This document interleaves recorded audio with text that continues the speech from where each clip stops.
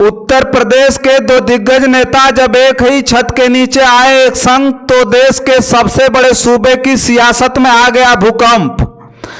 अपने जमाने में दोनों कद्दावर मिलकर तय करते थे यूपी में बहुजन राजनीति का समीकरण। दोनों के अलग होने पर छिन्न भिन्न हो गया बहुजनों का एकीकरण। दोनों के एक बार फिर साथ आने पर लोगों के मुख से निकली केवल एक ही आवाज, सचमुच अगर आ जाए एक साथ तो फिर होगा यूपी की सत्ता में एक छत राज। दरअसल हम उत्तर प्रदेश के दो कद्दावर नेता बाबू सिंह कुशवाहा और स्वामी प्रसाद मौर्य के जोड़ी की चर्चा कर रहे हैं। यूपी की सियासत लगभग 2 दशकों तक इन दोनों दिग्गजों के इर्द गिर्द घूमती रही, जो देश के सबसे बड़े सूबे में किंग मेकर की भूमिका निभाते रहे। जब ये साथ रहे तो इनका जलवा 7वें आसमान पर था। सत्ता के गलियारों में इनकी तूती बोलती थी। यह तब के बहुजन नायक मान्यवर कांतीराम की अंगुली पकड़कर राजनीति में भाग्य आजमाने उतरे थे। सोशल इंजीनियरिंग व पॉलिटिकल मैनेजमेंट के मास्टरमाइंड मान्यवर कांतीराम ने बाबू सिंह कुशवाहा को बहुजन एकीकरण की सबसे बड़ी जिम्मेदारी सौंपी थी। तब बाबू सिंह कुशवाहा ने उत्तर प्रदेश में बहुजनों को अपनी ताकत का एहसास करा दिया था। मान्यवर कांतीराम के मंसूबों को चार चांद लगाने वालों में बाबू सिंह कुशवाहा और स्वामी प्रसाद मौर्य की प्रमुख भूमिका भी मानी जाती रही है। बाबू और स्वामी की जोड़ी उत्तर प्रदेश के चोटी के नेताओं में गिनी जाती है। जिस बहुजन समाज को आर्थिक, सामाजिक और राजनीतिक अवसान का पर्याय समझा जाता था, उसी बहुजन की सबसे बड़े प्रदेश में 4-4 बार सरकार बनी। जहां सामंतवाद, पूंजीवाद और सामाजिक भेदभाव अपने चरम पर था, वहीं डॉक्टर अंबेडकर के मिशन को खत्म करके फिर से सामाजिक मतभेद को बल प्रदान करने वाले सामंती ताकतों को कुचलकर मान्यवर कांतीराम ने बहुजनों को उनके हक और अधिकार के साथ साथ सत्ता के समीप पहुंचाकर बाबा साहब के मिशन को पुनः जिंदा कर दिया था।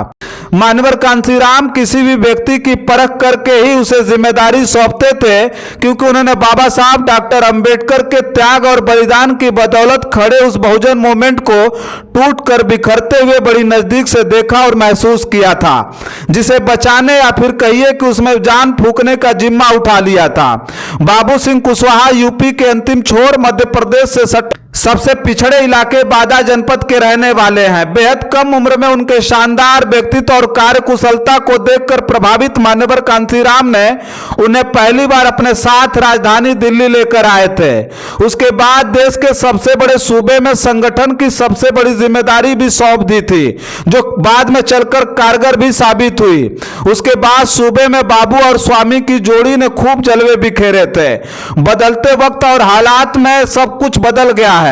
दोनों के रास्ते अब जुदा हो चुके हैं। वहीं यूपी की सियासत में किंग मेकर की भूमिका अदा करने वाले बाबू सिंह खुद राजनीतिक दल बनाकर सामाजिक न्याय की लड़ाई लड़ने व फिर से बहुजन मिशन को प्रबल बनाने के लिए संघर्ष कर रहे हैं। तो वहीं दूसरी तरफ स्वामी प्रसाद मौर्य अपने राजनीतिक अस्तित्व को लेकर वर्तमान राजनीतिक परिवेश में धर्म संकट झेल रहे हैं, जिसका अंदाजा आप इस बात से लगा सकते हैं कि अपनी ताकत व यूपी में अपनी राजनीतिक रसूख रखने वाले स्वामी प्रसाद मौर्य इस बार खुद विधानसभा चुनाव हार गए।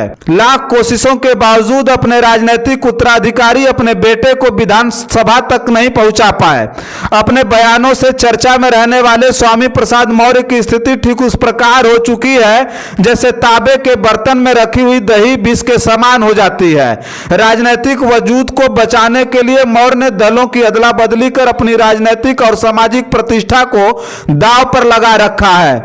ऐसे में दोनों नेताओं को एक जगह फिर से बैठना वहां मौजूद लोगों से लेकर लखनऊ के सियासी गलियारों तक हलचल पैदा कर देने वाला था।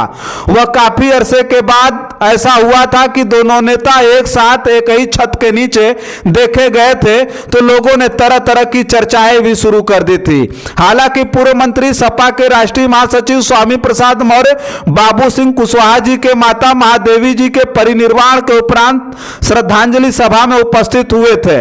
मौर्य जैसे इस कार्यक्रम में पहुंचे तो पहले से मौजूद भीड़ ने मानो इन बिछड़े दो राजनीतिक धुरंधरों को भरत मिलाप समझ लिया हो। सबके मोबाइल फोन के कैमरे बिल्कुल उनके इस मिलन को कैद करने के लिए खुल चुके थे। सबने धक्का मुक्की कर उनकी तस्वीर निकालना शुरू कर दिया। सबके मुंह से एक ही शब्द निकल रहा था, काश यह दोनों फिर से यूपी में एक साथ आ जाते तो उत्तर प्रदेश की फिर से तस्वीर ही बदल जाती।